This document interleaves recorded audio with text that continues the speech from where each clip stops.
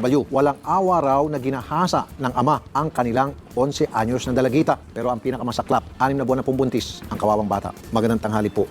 Magandang Nay. tanghali po, Sir Rapitul po. Ilang taon po itong anak nyo? 11 years old po. Siya po ay buntis. Opo. Ilang buwan po? 6 na buwan na po. 6 months na. Opo. At ang nagbuntis sa kanya ay, Sarili niya pong ama. nasaan po ito ngayon? Nasa abroad po. Ano po nang ginagawa niya sa abroad? Nagtatrabaho po sa supermarket. Kailan pa po siya pumunta ng abroad? Nung March po. Ito March na. Opo. 2018 po.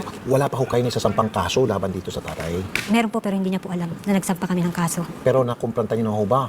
Ito pong tatay, itong si Mister, tungkol ho dito sa sitwasyon. Opo. Siya po kusang umamin sa akin. Umamin siya. Opo. O di mabuti, hindi na magpapahirapan pa. Ano pong sabi niya nun sa pag-amin niya? Sabi niya po, sorry. Nangyari na. Anong sabi niya po dito sa bata? Sabi niya hindi naman daw niya pinilit. Hindi niya ano po? Pinilit. Ano ibig sabihin hindi niya pinilit? Wala raw po sa pong nangyari. Bakit niya ho nagawa raw? Wala ko siyang may sagot sa akin eh. Okay, diretso na po tayo, ano? Nasa linyang telepono na. Ito pong tatay ng bata.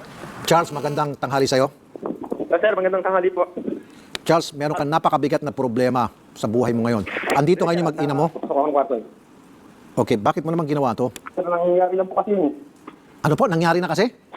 Nangyayari po. Nangyayari lang. Ano ibig sabihin nangyari na? Yan lang masasabi mo? Ang tanong ko kasi, bakit mo ito nagawa sa bata? Ang sagot mo, nangyari na yan. Parang wala kang pagsisisi. Para bang wala lang. Okay lang, parang ganun lang. Nakikinig kasi yung misis mo at nakikinig yung bata. Kahit man lang konting statement from you na pagpakita ka na kunting pagsisisi kahit kunti man lang, kung meron man, habang nakikinig po itong dalawa. Gusto mo magsalita? Gusto mo kausapin si nanay? Nay? Wag mo banggitin pangalan niya, Charles lang. Apo. Kausapin mo si misis. Ano ba nangyari? Bakit mo ginawa yun? Di ba tinatanong kita? Wala kang may sagot kasi sa akin eh. Anong dahilan? Bigyan mo ako ng dahilan. Hindi ba talaga ng dahilan? Ang dami na yun. Nagtalo tayo. Charles, hindi kita marinig, hindi kita maintindihan, sir. Sorry po, sir. Sorry po. Okay? Ako muna, umpisan ko lang muna ng konti. Ano? May sinabi ka raw kay nanay na nakalap namin sa aming research team dahil masama ang loob mo, si nanay, pinagbintangan mo, na ng lalaki. So bilang ganti, kaya ito yung bata ni rape mo. Kumbaga, yung sama ng loob sa misis mo dahil sa akala mo ng lalaki, iginanti mo sa bata at ni-rape mo. Tama ba yon? Ganun ba yon? Hindi sa nagbintang ako, sir. May katibayan kasi ako eh. Nung time na yun. Okay. Ngayon, nung time na yun, ang dami ko na pong iniisip. Tapos yun, di pa nga rin magpakatak. Pamatay nung time na yun. Ano po, magpapamatay ka sana? Laging pinitigilan ako ng anak ko. Ano? Ang laging kasama ko sa time na yun. Gusto mo na sana magpakamatay kasi may ebidensya ka na si misis ay ng lalaki. Opo. O bakit sa bata mo ibinuntong yung sama ng loob, yung pagiging depressed at yung pagiging galit sa mundo? Bakit yung anak mo na walang kamuwang-muwang sa mundo ang dinamay mo sa sama mo ng loob? Sorry, sir. Hindi ko po alam kung nangyari sa akin yung time na yun. Ano po, sir? Sorry po, sir. Parang hindi ko nangyari sa akin yung time na yun. Bakit nagawa ko sa anak ko yun? So hindi mo alam. Kaya humingi ako ng tawad sa kanila eh. Kaya saan ko ano maging silita sa akin, okay lang. So bakit hindi mo kinumpranta si misis nung sabi mo meron kang ebidensya na siya ay ng lalaki, ba't di na lang kayo nag-usap at tinapos niyo po yung problema? Ayaw nila umamit sa akin. Ano po? Kinumpront ko naman po sila kaso ayaw nila umamit sa akin ng time na yun eh. O di ko hindi siya umamin, marami namang pamamaraan na pwede mong gawin para makaganti kay misis. Sampahan mo siya ng kaso or makipaghiwalay ka sa kanya, di ba? Maraming paraan kung gusto mo, pero wag naman idama yung bata. Sir? Ako lang po talaga, nangyari lang po talaga yung time na yun.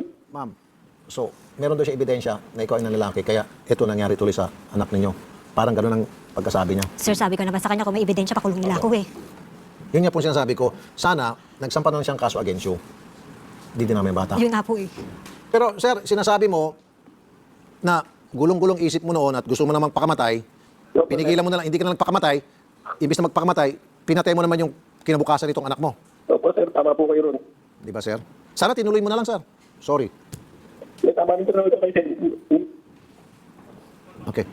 Alam mo ba sir na ikaw ay nasampanan ng kaso dito at pretty soon, pag lumabas na po yung warrant, ikaw po ay madi-deport pabalik ng Pilipinas. Alam mo yan sir? Wala akong problema sir. Tatanggapin mo ang mag-decision nila sa akin. Tatanggapin mo. Opo. Okay. That's good for a start. So, meron kang gustong sabihin kay Mrs.? Gusto lang na naman. Mag-sorry sa kanya sa anak ko po. Para mapatawad po nila ako na nagawa ako. Alam ko po mali yun. Pinipisi ako naman po natin. Ikaw ba sir nagda-drugs? Sir, nagda-drugs ka ba? Hindi po sir. Wala po kahit anong bisyo. Okay. Ma'am, nag-sorry na raw siya. Kunento na niya yung kanyang naging dahilan. Ano pong reaksyon ninyo? Sir, hindi kayang burahin ng sorry nangyari eh. Kahit anong gawin ko, hindi ko maburay. Lalo na sa nangyari sa anak ko. Dahil sarili naming anak to eh. Masakit yun. Ang sakit-sakit sobra para niya akong pinatay. Pati anak ko. Dalawa babae kong anak. Buti na lang yung isa kong anak nasa puder ng nanay ko. Di kung hindi dalawang anak ko pa ang nangyaring ganun. Okay. At ang pagkakasabi niyo po sa amin sa research, nung hinahalay po itong anak ninyo, nasa puder siya ng mga in-laws. Ibig sabihin ng mga kamag-anak nitong ni Mister. Opo. Tama ba ako, sir? Ako, Alam ba ito ng mga kamag-anak mo? hindi po. Hindi. Bakit po hindi na napigilan at nandiyan pala, nasa puder pala ng mga kamag-anak mo ito? So siguro liable din ng mga kamag-anak mo dahil wala silang ginawa o hindi man lang nila napansin na meron na palang nangyaring hindi tama dahil paulit-ulit mo ginagawa to, sir eh. Wala po silang alam. Kasi noong time na yun, mag-islang kami sa bahay. Ano po? Sa bahay namin mismo. Dalawa lang kayo nitong bata. Opo, doon po sa bahay namin mismo noon. Sa bahay niyo po mismo. Hindi po sa bahay ng mga magulang nyo, kamag-anak nyo. Opo, noong time na nangyari yun. Yan ang kanya na po yung decision, sir, kung ano pa mag-ibig na tatanggapin mo ng po yun. Okay. So ma'am, ready na raw siyang harapin yung kasong isinampa po ninyo. At tulad ng sinabi ko, dahil na-file nyo na po yung case, ipa-follow up na lang po natin. Paglabas po ng warrant, isasubmit po natin yan sa Interpol. At to the Interpol, mag-request po ng extradition or hindi na siguro, deportation na lang. Papadeport siya. At kapag na-deport siya dito, then diretso sa kulungan. No bail po itong kaso niya. Okay, ma'am? Okay, sir? Opo. Alright. So, Sir, ma'am, yung lola ko. Kasi po, imposibleng wala akong alam niya dahil sabi ng anak ko, nagsisel po ng lola niya sa gabi. Ginagalaw siya ng tatay niya. Nandun lang yung lola niya. alam ng lola? Sabi niya po sa akin. Nanonood yung lola? Ang sabi niya po nagsiselfon ng lola dahil isa lang po kwarto nila magkakasama po silang natutulog sa isang kwarto kahit gabi po. Ginagalaw niya po ang anak ko 3 beses sa isang araw. May mga tao po doon dahil po nung una po doon po yan sa bahay namin. Lumipat na po. Kasama niya na po ang biyanan ko. Magkakasama po sila. Kaya po paano niya po sasabihin wala pong pinalaman ng nanay niya na walang kaalam-alam. Okay, ito pa kausapin natin. Alias naman po to. Lola Marie. Opo. Good morning po. Good afternoon po. Alam niyo na po ang dahilan kung ba't po kami napatawagan na po, Lola. Opo, nagulat lang po ako kasi yung babae, hindi po sa akin sinabi. Kundi doon sa mister ko pa sa Saudi, kaya nagulat po. Wala po kung alam talaga. Ma'am, habang hinahalay dito yung bata sa kwarto ninyo, kasi isa lang daw po ang kwarto niyo sa bahay niyo, no? Kasama niyo na po yung bata at saka yung anak niyo. Kayo daw po ay nagtitext habang hinahalay itong papo Ay, ninyo. hindi po totoo yan. Wala po akong alam dyan. Ang matayman po ako ngayon. Tinamaan man po ako ng kidlat. Wala po akong alam yun talaga. Yung bata po mismo ang nagsabi sa nanay, nagsumbong, na habang siya hinahalay ng anak niyo, kayo raw po ay nasa labas ng kwarto at nagtitext lamang. Hindi po. Nasa ibaba po ako. Sabi po ng bata. Doon po, sabi ko sa kanya, alagay panoodin mo ba itong para malaman mo in case na mangyayari ganyan. Alam nyo na yung gagawin nyo. Pwede kayo magsumbong sa akin. Eh, yung bata uupo lang. Mamaya wala na doon sa pinapanood. Sabi ko, tinamayan, nangyayari pala yung ganyan. Ama, inaano yung anak. Ginagawa sa anak. Ayaw naman niya panoorin. Nakita ko lagi, nandun niya sa amin niya, sabi naman niya, tuwing tanghali daw sila lang, dalawa nandun sa taas. Pero kailan niyo po nalaman na itong anak niyo pala ay ginagahasa na yung inyong apo? Nung tumawag po sila sa asawa ko, nagulat nga po ako. Kailan po ito? Hindi ko talaga alam, no. Po, Kailan po ito nung tumawag sila sa anak niyo? Ay, sa mister niyo? hindi ko alam nakalimutan ko na po anong month eh. Okay, ano pong naging reaksyon ninyo nung malaman niyo po? Eh, siyempre, parang ganito ko sa anak ko. Gusto ko nga po, pakulong na rin yung anak ko para dyan. Dahil, apo ko po yan eh. Kaya saka ako gano'n na hinayaan pa ng ina na kapualtahan yung anak ko. Sabi niyo, kung pakulong mo na lang para maano niya yung kasalanan niya. Sigaliti po ako. Ayaw na yung nangyari. Kaya pala nung nalaman mo isang beses ka lang nagpunta tapos wala na. Ano sabi ng anak mo? Ay, nung asawa Hindi ko, mo nakakausap sabi yung naman, anak ko. Sabi po nung Hindi mo anak- nakakausap nung anak ko, nanay ko nakausap mo. Di ba isang beses lang? Ginagawa niya. Wala Di ba isang beses ka lang nagpunta? Kayo ng pasawa, walang pamilya ninyo, wala kayong pakialam. Apo nyo to eh. Dugot laman nyo rin to eh. Kaya, para sabihin ko sa'yo, masakit sa amin nangyari. Kung masakit di sana, nagpakita ka sa akin man lang ng concern, wala kang concern. Wala kang concern kasi malaki galit mo sa akin. Di ba ikaw nga yung nagsabing kailangan makulong ako? Ikaw nga ang gumawa ng kaso sa akin eh. Ikaw yung nagturo sa anak mo. Nagawan ako ng kaso. Hello? Ma'am, Lola. Yes po. Lola, ang sinasabi, Lola, para maintindihan niyo po kasi nakakasabay-sabay kayo, hindi mo naintindihan yung mga sinasabi nitong si nanay dito. Nung mabalitaan niyo po o nakarating sa inyong kaalaman na itong apo niyo ay ginagahasa na pala ng anak ninyo, wala raw kayong pinakitang concern by way of calling the mother to reach out. Hello po, ganito po yan. Nakakagalitan, nandito na yung apo ko. Para sabihin niya kung ano talaga nangyari, hindi pa ako sa akin sinabi. Sinabi pa ako sa Saudi, so wala akong mali-mali po. So siyempre, nung sinabi naman ng mister ko sa akin, nagalit po ako, tapos nagpunta po ako dun sa kabila para patunayan ko ano talaga nangyari. Tapos sabi naman anak ko, daw pakialam. Hello, bahala. Okay. Dahil baka dumadamay pa nga ako. Kahit na anak, kahit anong problema mo, siyempre kasama kami dyan. Damay na rin kami talaga dyan, sabi ko sa anak ko. Hanggang ngayon, nandito yung text niya. Huwag Alright. akong makialam. Okay, sige po. Lola, ganito para mapaisitan ng konti. Nakausap niyo na po yung anak niyo tungkol dito at ano pong sinabi niyo sa inyong anak the moment na nalaman niyo na ginagahasa pala nitong anak niyo ang inyong apo? Nag-sorry po siya sa akin. Tapos sabi ko, hindi makukuha ng sorry ang bong. Wala nang tayong magagawa. Hindi ko alam yung pinagagawa mo yan. Ngayon ganito, sabi ko, sa ganun na mangyari, pagbayaran mo yung ginawa mo, kung kailangan kayo pakulong ka. Yun lang ang dapat mo gawin. Para Okay. makapagbayaran mo yung ginawa mo. Sige. Dapat ka ako, nagsabi man lang yung bata sa akin, hindi eh. Yun lang pinanginanakit ko sa kanila. Ang tagal-tagal na po yata yan din. Hindi ko alam kung nangyari. Okay. Sandali lang po, Lola. Kunting tanong na lang po. Nay, bakit hindi raw po nagsabi ang anak ninyo dito kay Lola nung siya'y ginagahasa ng inyong mister? Sir, yun nga rin po tanong ko sa anak ko. Hindi ko ho malaman kung takot ho ba siya o ano ho ang dahilan. Dahil una nandun ho siya sa poder ng biyanan ko. Hindi ho niya pinapakausap sa akin. Bawal ko hong kausapin yan. Ni message ho, hindi ho pwede. Pero nasabi na ba ng bata sa'yo kung bakit hindi siya nagsasalita? Ang sabi niya lang sa akin na, Mama, bawal kitang kausapin. Pero wala siyang sinabi na, bakit hindi ka nagsusumbong sa lola mo?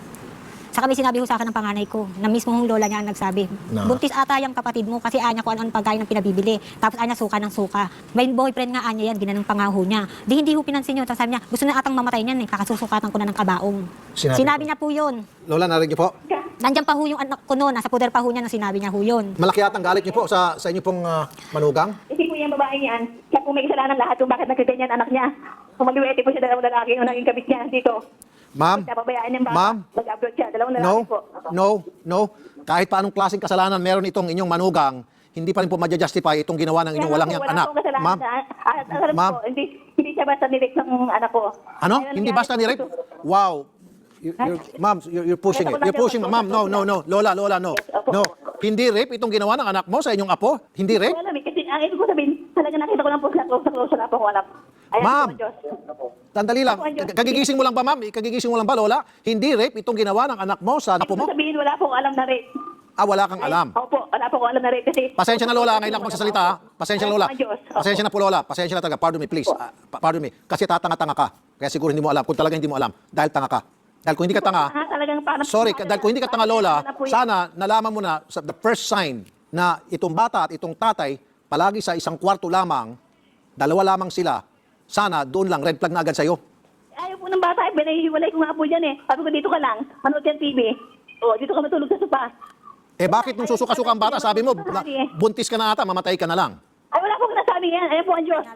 Ang sinasabi kasi nagkasakit po yung bata, pinatingin ko pa po sa doktor. Tapos kain ng kain, tapos sabi niya gusto niya gano'n. Bili naman akong bili. Ay, ba't hindi mo tinitikman yung mga pagkain? Ano, bili lang ako na sayang lang yung pagkain. Sabi ko sa kanya. Ngayon, nung ano po, wala namang kaso daw. Kundi parang yung... Sige, Lola, puputulin ko na po itong pag-uusap natin. Ganito mangyayari, ano, yung anak po ninyo ay kinasuhan na. Then, Po. pretty soon, lalabas na po yung warrant. Pag lumabas po yung warrant, i-deport yung anak nyo dito para makulong. Kaya nga po hingin ng tawad sa akin, anak ko, kasi alam po talaga ako alam dyan. Kung alam niya yun lang po kung ilang araw at gabi hindi ako makatulog. Pero ayaw po ng anak ko pumunta ako doon para dahil nga babawalan niya ako, huwag daw ako makialam dahil baka madamay kami. Okay. Sige po. Salamat na lang po sa time na binigay nyo sa amin, Lola. Po, salamat din po. At doon si, nandiyan pa ba yung si Charles? Charles? Nandito pa po. Charles, ikaw talaga ang nasa sentro nitong gulo at tumanda ka na lang. Ihanda mo lang sarili mo. Dahil pagdating mo rito, dediretso ka na sa kalaboso. Okay, sir? At no bail po yung kaso niyo, sir. Ito na po tayo, sir. Kaya salamat sa'yo. Ano po? Ang anak ko po. Pasensya na sa anak mo. Opo. Hindi po ang tawad sa kanila. Nakikinig siya. Baka gusto mong, huwag ka lang magsalita, no? Ning? Sige, nakikinig siya. May gustong sabihin sa kanya. Huwag mong banggitin yung pangalan niya. Sige, nakikinig siya. So, alis na ako na ka. Hindi naman gusto yung nangyari. Naiyak siya sa sama ng loob at galit habang ikaw ay nagsasalita. Charles, magandang tanghali na lamang sa'yo. Ma'am, ganun lang po. Hintayin po natin na paglabas ng warrant. Saka pupunta tayo sa NBI. Sir, Para- hanggang August 17 lang po ako dito. Ma'am, huwag na kayo magsalita. Kasi Ay, sorry. nakikinig siya. Huwag natin sabihin yung plano natin, okay? Opo, sir. Basta paglabas ng warrant, papareport natin siya dito. Okay? Sige po, ma'am. Thank you very much po. Yes, ma'am. Maraming salamat. Opo, ma'am.